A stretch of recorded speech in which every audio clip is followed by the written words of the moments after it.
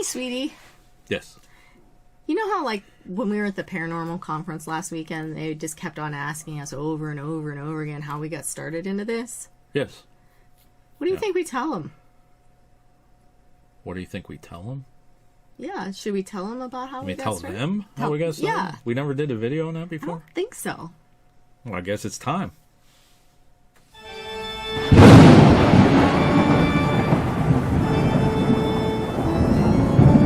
Well, hello there, parapeeps, and welcome to another episode of Our Haunted Travels. I'm your host, Sean Donnelly. I'm your co-host, Marianne Donnelly. In this video, we are going to tell you how we put the haunted in Our Haunted Travels. Yeah, because, like, before this, it was just our travels.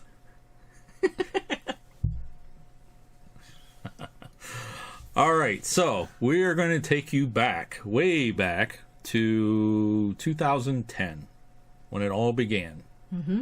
Right? Yes. Okay, and we want to tell you about a location. We started out on a ghost tour there, and we went down this location on our way back, and this is where we started finding evidence. Yes. And how it began. It's true. Right? But before we get into that, if you're into the paranormal, history, forensic, and travel type videos, don't forget to hit the subscribe button and ding that little bell so you hear from us next time we post a new video. So this story that we're about to tell you is in our first book. Okay, do we have our first book?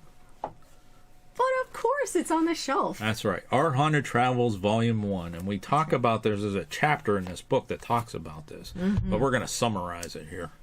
Okay? And there's one particular location in St. Augustine that really kind of started it all. We started seeing stuff and we're like, well, I got hooked. It took a while for you to kind of like, really? Are we doing this? Yes. Are we spending all this money? Are we going to be doing this? Yeah. Right? Yes. Yeah. You could say that.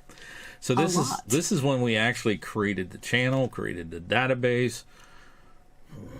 We really didn't start Our Haunted Travels, like doing those videos, till way later. And because that's why when we put out these videos, we're going back to find stuff. Anyways, what we are going to talk about is Panic D number 1013. Aviles Street. Thank you for saying Augustine, that, because I Florida. can't pronounce it for some reason. I know, it's like Licking County Jail for you. That's right.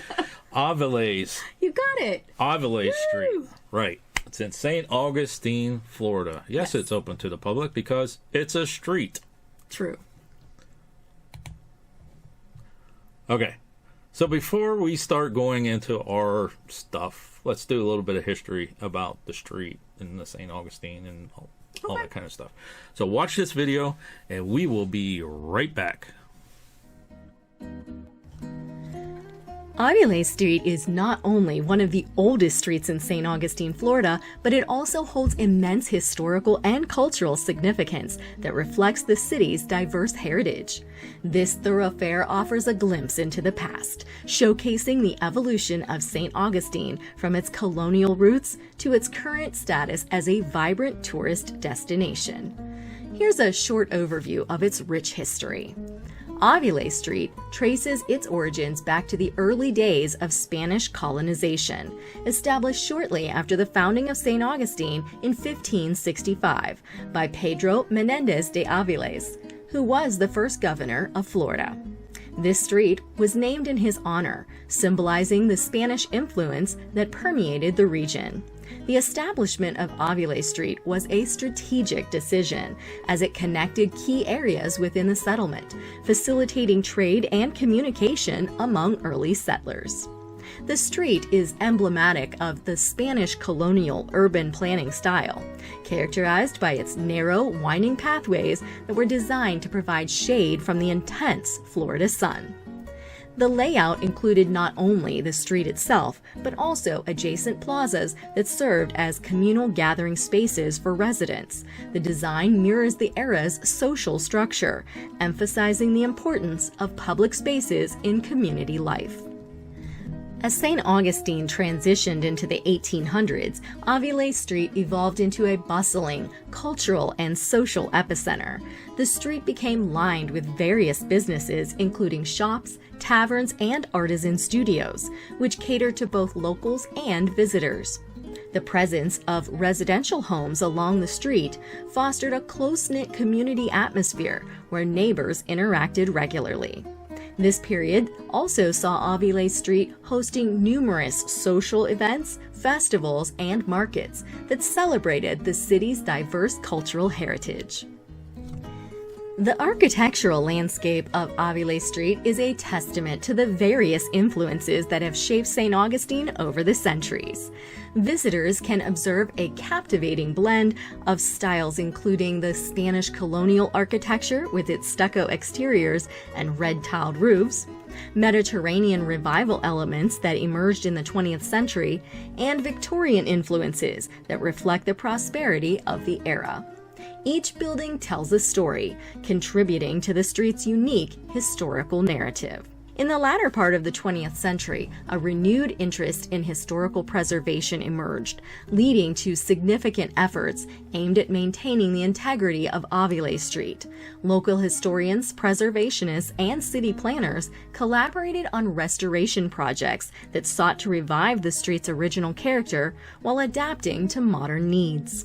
These initiatives included refurbishing historic buildings, enhancing public spaces, and implementing guidelines to ensure that any new developments harmonized with the historical aesthetic. Today, Aviles Street stands as a prominent attraction for tourists exploring St. Augustine's rich history. The street is home to an array of art galleries showcasing local artists, quaint shops, and offering unique crafts and souvenirs. And a diverse selection of restaurants serve both traditional and contemporary cuisine. The vibrant atmosphere combined with the historical charm of the street creates an inviting environment for visitors, contributing significantly to the local economy. Aviles Street serves as a living testament to the rich and multifaceted history of St. Augustine, encapsulating the city's evolution from a colonial outpost to a thriving cultural center. Its historical significance, coupled with its architectural beauty, continues to attract visitors from around the world, allowing them to experience a piece of Florida's storied past. As Aviles Street moves forward, while remaining committed to preserving its unique character and embracing the vibrancy of modern life, it ensures that it continues to be a cherished part of St. Augustine's legacy for generations to come. All right, so there you go. History of the street. It's like one of the oldest streets in the United States, basically. Absolutely. And I do have to mention that you haven't seen it yet, but you recorded the narration for that. Mm-hmm. And I was able to find today, to lay over top of it, some footage from a live webcam of Aviles Street. Aviles Street. From today, which is pretty cool. That is pretty cool. I sped it up. Does it still look the same as when we were there last? Looks exactly the same. All right. The buildings look a little bit different, but the street, same. Okay. All right. Why is it the same? Maybe we should talk about that. Let's do that. So there's a picture from 2010 of the street. And you see here where it's made of bricks. We're going to talk about the bricks here in a second. Okay. But also there are patchwork. We need to talk about the patchwork. Okay. Right? So there are you. That's a very tiny me. Tiny you standing on a patch. Mm-hmm. And you're standing there for a reason and smiling. And I'm smiling that I'm standing on this patch in the middle of the road. Okay, there's another patch. But let's first talk about the bricks. Do you remember the story of the bricks? A little bit of the story about the bricks. Reynolds bricks. Yes. All through St. Augustine. Why don't you go ahead and tell them the story of Reynolds bricks? Well, Reynolds was sort of hired by Henry Flagler to pave basically the roads of St. Augustine with bricks. Yes. Because he was making hotels and things, trying to get the rich folk to come down there for holiday, right? Yes. And, well, they would get all dirty and muddy he and gross. didn't want to walk through the just sandy, muddy, gross roads, so he said, I want them paved. Yes, that just And back wouldn't then do. they paved with bricks. Yes. So. Yes. So he hired Flagler hired Reynolds to do this, but then I guess there was some sort of quibble quabble about Price payments per brick. Yeah. And so Reynolds decided, I'll show him, and he had his name stamped and imprinted on every single brick, and then he laid the entire street with his name facing up. That's right. So he said, hey, if he's going to do that to me, his guests are going to see my name first. That's right. On every brick. So as you go through St. Augustine, you'll see Reynolds on the bricks. Yes. Straight. And that's why. Yes. That's kind of a neat story. So let's talk about this patchwork. Yeah, because I think on the patchwork there isn't Reynolds bricks anymore. No, but why are they patching it and not replacing it? Do you remember that story? A little bit. Why don't you tell him that story? Okay. Well, at the beginning of the street, I didn't say Aviles Street. Aviles Street is the Spanish military hospital. There is. Okay. And across the street was another portion of that hospital. Mm-hmm. So in between was the street and basically where the surgeons threw parts. Yeah, you gotta have some place to put your body parts when you're like doing surgery. Like you can't leave it just hanging out in the building all the time. Right, they just chucked them out in the street. Chuck them out the window. Okay, and then they buried them under there. Well, then the road was paved with the bricks. Mm-hmm. Okay. Later on down the line there, they go to try to replace this street because it's bad. It's a little wiggly. Yeah. And as they excavated and pulled up the bricks and started digging, they were finding body parts and bodies. Oops. And the city said, can't do it. Put everything back. Which is interesting. You'd think that they would have said, hey, let's move them. We have a couple of cemeteries. We have pioneer cemeteries. Let's move them. But they did not. Yep. So that's why that street has not been replaced. Mm-hmm. And they just repair it as needed. Patch it, repair it. Mm-hmm. Moving on. That's another big patchwork. Let's see. There you go. Right there. So that's where Marianne was. She wasn't standing here. She was standing on another piece of patchwork smiling because she knew that under there was probably some people that I could say hello to. Yes. Because by that point, I had already done excavations of my own, and I was kind of like, can I dig now? Yeah. But because I had done some movement of a cemetery here in Ohio before that time. Yeah, we know. Did we well, do maybe not all of them. No, I don't know though. that we did it. Maybe not. We made a video. So let's get back to the point of this video. Okay. All right. We went to St. Augustine twice. We went in 2006 for our honeymoon. We did. We did all the day tours and all that stuff there in St. Augustine.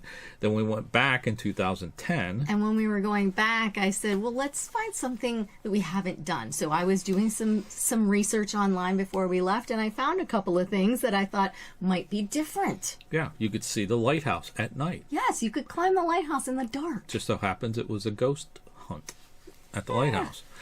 Or you could tour some of the buildings downtown with a ghost tour and go inside the buildings at night and they tell you these stories. And I'm thinking, okay, well, whatever. It's something different. Marianne seemed interested.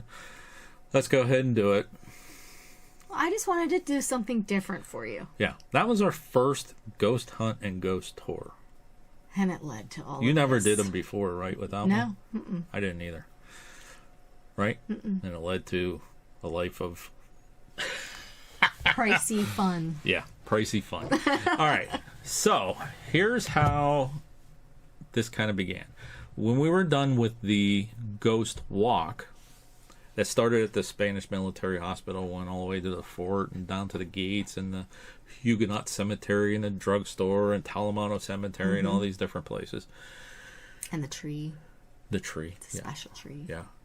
By the time everything was done, it was like midnight, 12:30, 1 o'clock, and we were still spending time walking around, kind of going to these places, you know. Yeah, because once taking everybody pictures, else nobody was gone, around. we're like, let's go take some more pics. Let's go see what we can see, and then we had to go back down Aviles Street to get to our bed and breakfast, which was actually across town. Mm-hmm. It was kind of a hike back, right? Yeah. And we didn't have a vehicle. We walked down to the right thing. So as we were walking back down the street, we kept turning around. For some reason, I don't even know why we were doing this, but we were turning around taking pictures. Yeah, because we didn't know at the time that you're supposed to take pictures of we didn't know streets in the middle of the night.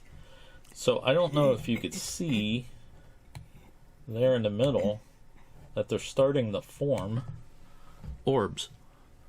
Orbs are starting to come up out of the street.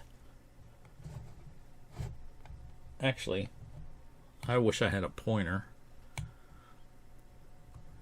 Let me pause for 1 second. See if I could get a pointer. Okay, there we go. Now I got my pointer. Actually, if you look like right here, that looks like something like a mist or a figure right there. Mm-hmm. Okay, and you can see him coming up out of the street.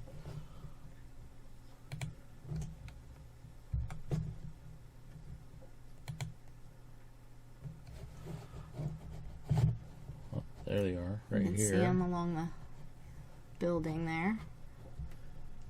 And it's not like it's picking up, like the lights are way down here, so it's just interesting. The farther we went down the street, that one not so much, but I think we went back to see if we could capture something like that. Now, we didn't see these at the time. We weren't looking at the camera at the time. We didn't even know what it was. Yeah, we didn't know what we were doing. We had no clue. There I am. You took a picture of me. Yeah, it's a much smaller you, too. Yeah, I was a little tired.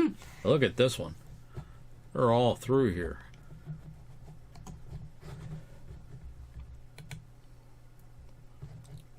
There's some up here, some over here in these trees. One by that light up there at the top that's to the right by the building. Yeah, right there. It's a pretty big one. There's a huge one right there. That's a real big one.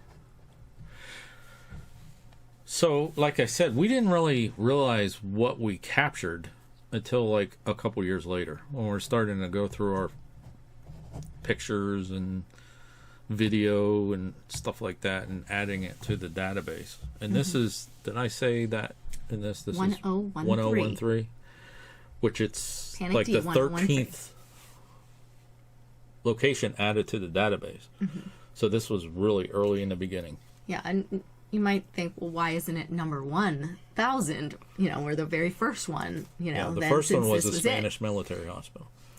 Obviously, I started out at 1,000. Yes, we didn't know really that we even had anything here till later. Yeah. So as we continued to look through our stuff, we just kept adding things. And so even though this was really one of the first things that we had seen, it kind of didn't pop up until I'm trying to think. I don't even think I added the ability to put evidence into the database until a couple years later. Mm-hmm. Like, I don't think that function was in there yet. And then I started going over stuff and saying, oh, wow, look at this. So this is how it all began, was this street, St. Augustine, this ghost walk. It wasn't a ghost hunt, it was a ghost walk. It was definitely a ghost walk. Hearing the stories, we highly recommend if you go to someplace new, look around. Do they have ghost tours? Do they have ghost And even walks? if you're not Do really into whatever ghosts per se, yeah, but you hear... obviously are because you're here, but even if you're not or someone isn't, the historical information they give you during those tours is actually pretty cool. Right. Now, you notice, for example, you just listened to the history. It didn't say anything about the Spanish military hospital. No. It didn't say anything about Reynolds Bricks. Mm-hmm. We learned that on the tour. Mm-hmm. Right? So that's where you hear some of the cool stuff. Mm-hmm. Anything else you would like to add to this video, Mrs. R. Haunted Travels? I don't think so. I think we're pretty good. Think we covered it pretty good? I think so. I can't believe we haven't done this video before. It's just Are you sure we street. haven't done this like in a live or something? I don't know. I don't remember. I don't know. I mean, it's just a street, so there's not like a super exorbitant amount of information, but it's also a really important street. And we didn't have much media to do this video. I just showed you the pictures that we have of that street. Not very many. Right? Yeah, I mean, who just goes down the street taking pictures of the street? We did. You know. But in most cases, you're going to take a picture of a building or something, not necessarily the street itself. So, yeah. All right, folks, we're going to wrap this one up. So, till next time. Thanks for watching. And happy hunting. Let us know if you like this video by hitting that thumbs up. Also, if you'd like to see more videos from us in the future, support our channel by hitting that subscribe button and dinging that bell so you get notified the next time there's a video from Panic D Videos. Thanks for watching. Happy hunting!